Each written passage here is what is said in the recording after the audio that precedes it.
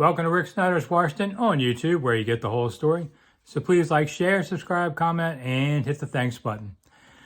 You know, I asked a few long-time Washington Commanders, Redskins followers, you ever seen a season where they might have flipped 70% of the roster? Because I keep looking at all these new free agents coming, and I thought, and you got a draft class coming, and some other guys will show up. And they all said, no, they'd never seen that. They're back in the days of 45-man rosters. It was closer to that at times with fewer people involved. But this year, I was just going down the roster and saying, okay, who's coming back from the last game of the season? That roster.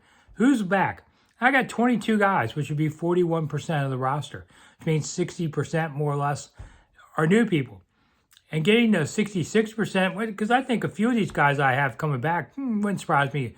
2 or 3 of them don't work out because the coaching don't like them. So that could get up to maybe 66%. You're going to flip almost 2/3 of your roster.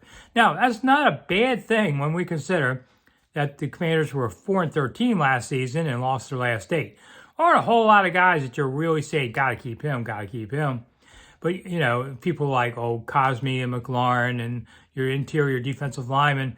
But like 5 guys, Trustway. That's about it.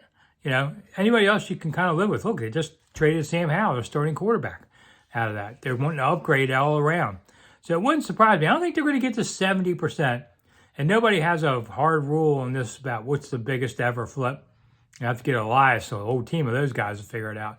But I think it's going to be one of the biggest years that if you got a Redskins Commanders jersey, I don't know if you still got your favorite player here. That's going to be a tough one. So that's okay. That actually leads to hope that this team could get better.